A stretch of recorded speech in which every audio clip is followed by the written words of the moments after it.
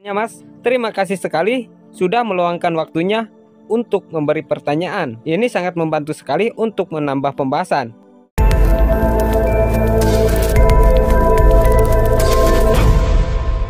Halo pecinta catur, selamat datang kembali bersama Logai Kreator.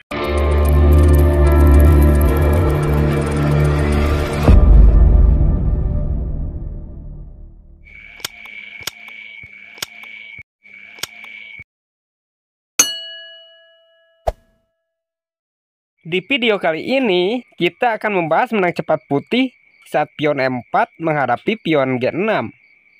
Ini dikenal dengan nama pertahanan modern, alias modern defense, yang mengizinkan putih menempati bagian tengah dengan pion, dan kemudian bertujuan untuk melemahkan bagian tengah putih di langkah selanjutnya.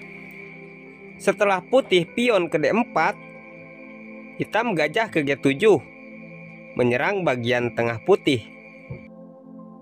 Saat ini putih mempunyai bidak di D4 dan E4 dan sangat mempunyai banyak ruang.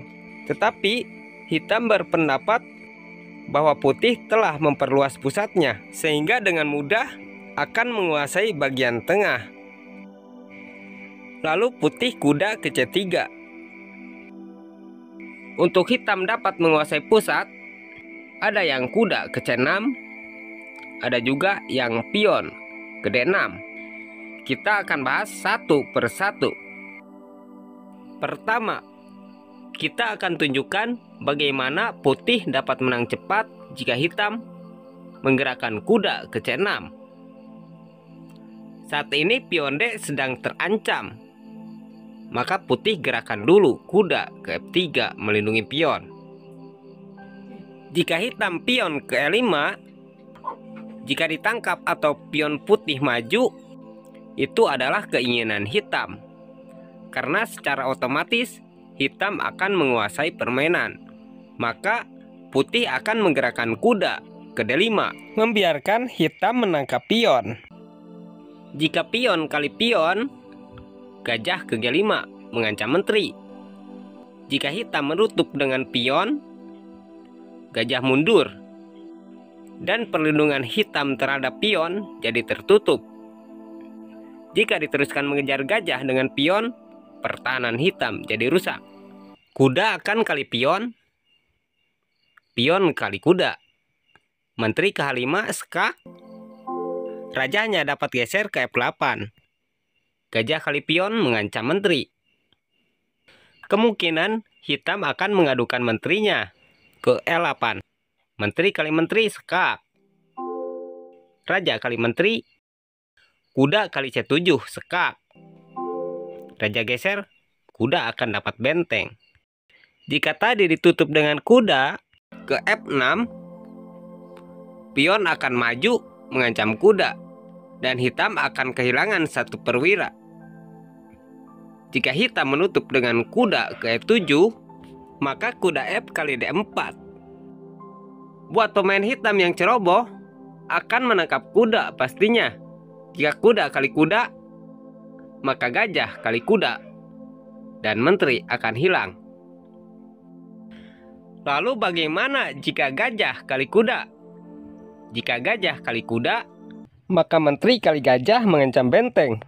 Menterinya hilang dong bang. Tangkap saja jika berani. Jika kuda kali menteri, kuda ke F6 skak. Raja geser, gajah ke H6 skakmat. Jika hitam menyelamatkan bentengnya dengan rokade pendek, ya sama, kuda ke F6 skak. Raja geser, kuda ke G4 skak dengan menteri. Jika kuda kali menteri, gajah ke F6 skak. Raja geser, kuda ke H6 skakmat. Kita kembali lagi ke belakang, yaitu pada posisi ini hitam memajukan pion ke D6. Lalu putih akan menghandlenya dengan gajah ke F4. Dan hitam pion ke C6 membuka serangan menteri. Dengan terbukanya serangan menteri, berarti keselamatan pion D4 akan terancam, karena menteri bisa ke B6 nantinya. Maka putih menggerakkan kuda ke F3, melindungi pion. Jika benar menteri ke B6, menteri ke D2, membiarkan pion B2 tanpa perlindungan, agar hitam mau mengambilnya dengan menteri. Jika benar menteri kali pion, gerakan saja benteng ke B1, mengancam menteri. Menteri menyelamatkan diri ke A3, gajah ke C4. Jika menteri ke A5, putih akan rokade pendek, mengaktifkan serangan bentengnya. Pada posisi ini, pastinya hitam akan menyerang dengan pion ke E5. Pion kali pion, pion kali pion kembali, dan gajah jadi terancam pion. Nah, dari posisi ini, putih dapat melakukan aksinya, yaitu menteri ke D6. Dengan bergeraknya menteri ke D6, secara otomatis hitam diberi dua pilihan perwira gratis, yaitu gajah dan kuda. Apakah hitam akan menangkap gajah terlebih dahulu? Ataukah hitam akan menangkap kuda terlebih dahulu? Kita akan bahas satu persatu. Pertama, jika pion kali gajah, pion maju ke E5. Lagi-lagi hitam diberi perwira gratis dari putih, yaitu kuda. Menteri kali kuda, lalu benteng ke D1. Wow, putih memberi lagi perwira gajah. Jika menteri kali gajah, berarti hitam sudah dikasih 3 perwira. Tapi jebakan ini jarang kena sih, karena harus ditebus dengan kematian.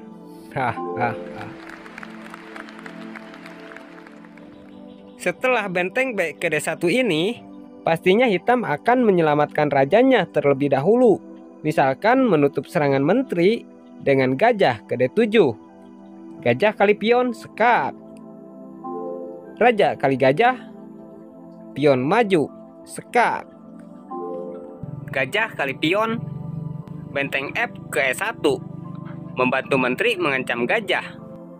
Dan hitam masih dapat melindunginya dengan menteri ke F6, lalu kuda ke G5, sekak.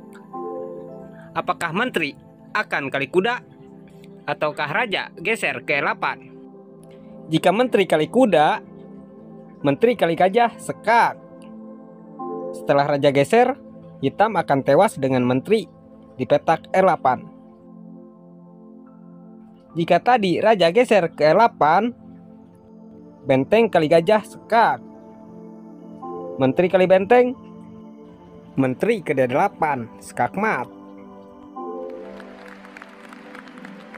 Kita lihat lagi ke posisi saat menteri ke D6. Bagaimana jika tadi itu hitam tidak pion kali gajah, tapi hitam memilih menteri kali kuda? Jika menteri kali kuda, benteng ke D1 membantu menteri mengancam sekak mat di petak D8.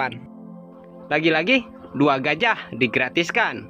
Tapi jika pion kali gajah atau menteri kali gajah, akan langsung terjadi sekak mat di petak D8. Kemungkinan hitam akan menggerakkan menteri ke A5, melindungi petak D8. Maka kuda ke G5. Lagi-lagi gajah digratiskan. Jika pion kali gajah, gajah kali pion F7, sekak mat.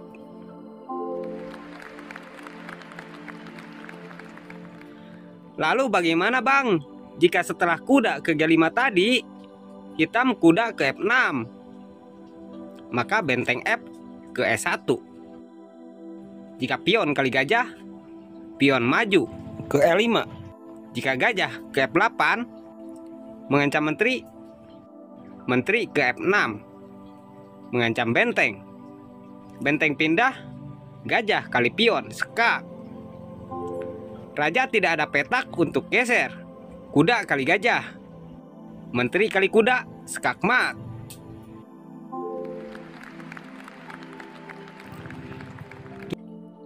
Bagaimana bang jika gajah balik lagi ke F8 mengancam menteri? Jika gajah ke F8, gajah kali pion sekak. Raja kali gajah, benteng kali pion sekak. Gajah kali benteng. Kuda ke G5 sekak. Raja ke E8. Menteri ke E6 sekak. Gajah menutup sekak. Menteri ke F7 sekak. Raja geser. Kuda ke E6 sekak. Raja ke D7. Benteng ke D1 sekak. Raja geser. Menteri ke E8 sekak. Gajah menutup. Menteri kali gajah sekak. Menteri kali menteri. Benteng kali menteri sekak mat. Jadi itu ya jawabannya mas. Terima kasih sekali sudah meluangkan waktunya untuk memberi pertanyaan. Ini sangat membantu sekali untuk menambah pembahasan. Jadinya kita semua tahu apa fungsi benteng ke B1 mengancam menteri di awal tadi. Selain teknik dan strategi, bermain catur juga membutuhkan kesabaran. Sabar itu memang sebuah ilmu tingkat tinggi. Sebuah kata yang bisa menjadi penghibur hati di saat setumpuk masalah menghampiri, yang bisa menjadi penenang jiwa di saat hati gundah gulana. Sabar itu adalah sebuah kesediaan. Sabar itu adalah sebuah ketaatan. Sabar itu bukan hanya soal menanti, tapi juga tentang menikmati. Saya Darmawansyah mengucapkan terima kasih. Mohon maaf jika ada kesalahan. Sampai jumpa kembali di video-video berikutnya.